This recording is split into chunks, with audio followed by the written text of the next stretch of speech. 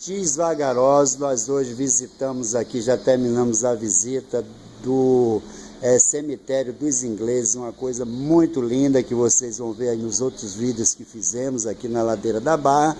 E eu também pedi ao Rui, que foi o nosso guia, nós fomos guiados pelo Rui, essa figura querida, meu colega de advocacia, escritor, fez parte da nossa história, faz parte da história nossa da advocacia, da militância política dos anos 70, e sobre a história dele, ele fez um livro muito conhecido, já citado em vários lugares, inclusive pelo Emiliano José, recentemente eu vi, que também compõe, um historiador, jornalista dessa época, né? E fez o prefácio do livro de Rui.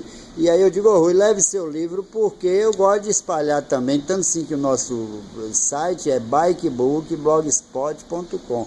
Então tem sempre livro e bicicleta na nossa história. Acompanhou no nosso Jabuti de hoje a nossa querida Tereza, que é também da literatura, professora e ainda estudiosa de literatura, e Márcio, que já seguiu. Agora, Rui, você, depois de toda essa explanação sobre o nosso cemitério, você vai falar sobre o seu livro e mostrar e dizer aos interessados onde é que se acha o seu livro. Esse livro é um trabalho construído ao longo de toda a minha vida. Eu começo exatamente com o meu nascimento, diferente de todos os outros cronistas que relatam um caso ou alguns casos em particular, principalmente nessa área de política.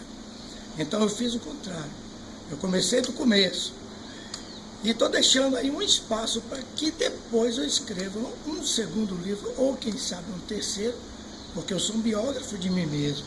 Então é muita pretensão esgotar um assunto quando eu sou tão jovem.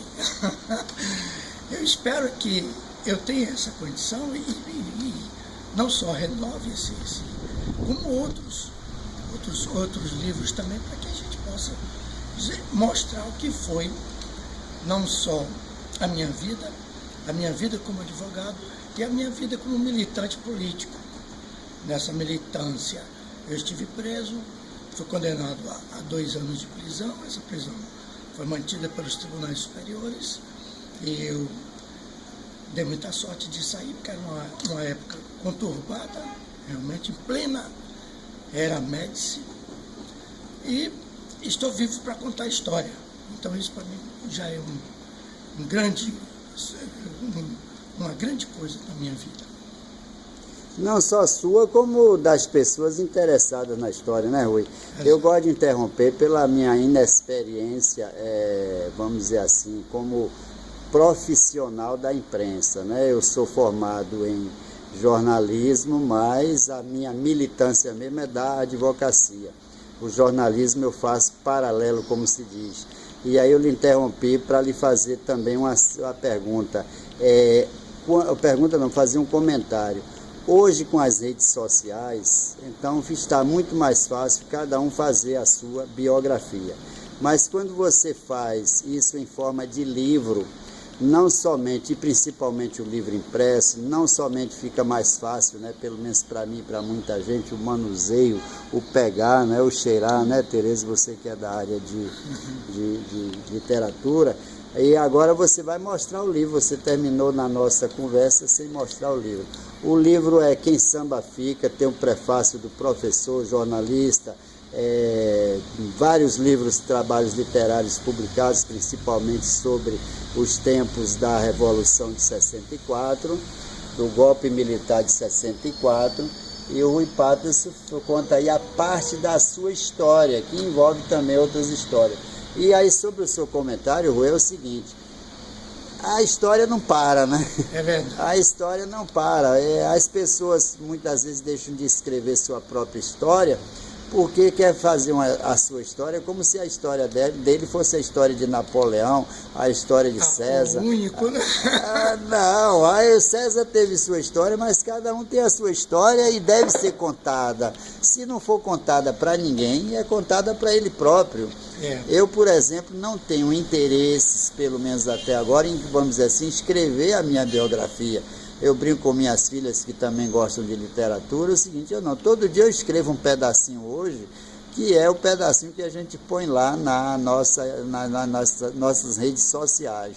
Então, a minha eu não sei se eu vou fazer. Agora, os inscritos lá do Facebook é a minha história e é a história de tantas e tantas outras pessoas. Então teve gente como você que foi presa, teve pessoas como você que foi torturada, teve pessoas, então você conta a história disso, mas também vai contar a história de uma experiência rica que eu sei que você teve, com o nosso querido fundador da fazenda lá de Piauí, como é o nosso ex-secretário, Euclides Neto, é um cronista, um cara fantástico. Eu sempre li muito sobre o material dele que chegou até as minhas mãos, e além de toda a história de afinidade que eu tenho com os textos dele, tem também uma expressão que eu não esqueço dele, que é com relação à jaca, que desde criança eu ficava encabulado com o preconceito do pessoal com a jaca e com a banana, né? Hoje já se come uma bananinha no meio da rua e a jaca ainda não, mas se come uma maçã. Então ele disse a jaca, e eu dizia isso para toda a minha infância, a jaca é a melhor fruta do mundo, e tem um texto lá que ele faz uma exaltação à jaca e conclui dizendo, parece que ele diz, se ele não disse, eu estou dizendo. Quando a jaca for do preço do bacalhau, aí todo mundo vai comer jaca no meio da rua. Enfim, o Euclides Neto é uma figura fantástica, fui a várias palestras dele. Você podia contar um pouquinho dessa história aí dele? Não sei se está no livro, eu lhe falei que eu tenho o livro, mas não li ainda. Vou ler e comentar, não li todo. Mas me fale essa experiência sua lá com o Euclides Neto, porque eu sei que ela é muito rica. É impossível fazer um livro com certeza, sem falar de Euclides Neto. Eu tive uma convivência com ele pródiga e muito rica por causa do fato de ter trabalhado no Banco do Brasil em Piauí durante um bom período e depois convivido politicamente com ele. E toda essa nossa vivência foi muito proveitosa, porque não só eu participei com a Fazenda do Povo, participei com a construção de residências populares em Piauí, que naquela época trazia muito desassossego para as elites locais, mas também pelos projetos que Euclides ainda assim insistiu em cuidar, que era, por exemplo, o projeto de fundo de pasto, aproveitar os seus antigos empregados para, ao invés de serem despejados ao final de toda uma vida de trabalho, serem aproveitados para constituírem-se ali num pedacinho de terra, no fundo do pasto, e ali refazerem as suas vidas, diferente do que é feito hoje, que a pessoa simplesmente, ao aposentar-se, ou por qualquer outro motivo, sair do seu emprego, do seu trabalho, é despedido e não tem mais o que fazer, não tem onde morar, não tem de que sobreviver. Então essas histórias, eu não só conto parte delas neste livro, como também participei recentemente de um documentário sobre Euclides, onde explicito todos esses conceitos de uma forma muito mais vívida, porque é mais elaborada, não bem elaborada quanto eu gostaria, mas muito mais elaborada sobre a vida de Euclides. Nós vamos ter a oportunidade de, em pouquíssimo tempo, ter esse documentário nos cinemas e todos vamos ter o prazer de rever. Já está sendo feito? Já está sendo. Então tem a ver com o telefonema que você recebeu agora de Eduardo Sarno. É verdade. Eu estava conversando aqui o papo com o Rui, o Eduardo Sarno é um cineasta baiano muito conhecido, e ele foi atender o telefone e eu estou ouvindo assim, né? Tipo, quem está ouvindo o Fuxico, tá Rui, olha, Eduardo, não sei o que, blá blá e tal. Eu digo, rapaz, mande um abraço aí para o Eduardo Sarno, mas na verdade o Eduardo Sarno eu só estive com ele uma vez, ele não me conhece. Eu me dou muito com o irmão dele, né? O dono da Graúna, né? É irmão, né? O Sarno da livraria Graúna do Cerro. Agora é Sarno também, só é Sarno, é Sarno. Esse é meu amigo, desde muitos anos que tinha um sebo ali no coisa. É irmão dele, se eu não me engano. Enfim, e me encontrava às vezes com ele em Guarajuba. Aí eu mandei um abraço pensando que estava mandando para o irmão. Mas aqui eu aproveito, né, a amizade Rui para lhe mandar, o Eduardo Sá, um abraço e dizer que eu vou ficar muito atento a esse livro, porque não só eu conheci, claro, conheço o Rui, como também o Eduardo Sá, o Euclides, assisti muitas palestras, e também porque ele tinha projetos também ligados à seca, que ele dava sugestões fantásticas, e uma coisa que parece um grande absurdo, uma palestra dele que eu assisti, ele dizendo por que não botar uma cabaça em cada planta, que é uma coisa que hoje está se fazendo aí, né? Parece uma coisa absurda, né? É verdade. Então a cabaça, que na época, hoje nem tão fácil, se achava fácil no mato, então não tinha custo quase nenhum, né? Mas nós temos um governo aqui, eu vou dar uma opinião, e um sistema complicado, que é, se alguém dá uma ideia de fazer a reforma agrária com uma cabaça em cada pé de planta, ele vai pensar o seguinte: a cabaça é ótima, mas eu vou querer vender cimento. Aí faz aqueles projetões para encher de cimento o pé da planta, enfim. Mas está aí a sugestão para o pessoal da roça que nos ouvir: se cada um de vocês colocar uma cabaça debaixo de uma árvore, com certeza nós não vamos ter problema de água nesse sertão nosso. Aproveitando, eu diria que outro grande projeto incompleto de Euclides foi o de revitalizar as barrancas do Rio São Francisco. Não só isso, como também o interior da Bahia, que terá que ser reflorestado, e isso já foi feito em algumas pequenas cidades do sul da Bahia. Toda essa marca dessa luta nós devemos a Euclides. Eu posso dizer que não só eu defendo essa proposta, como também trabalho eficazmente em torno desse projeto, de que as cidades e suas populações comecem a fazer replantio de árvores nas barrancas do Rio São Francisco.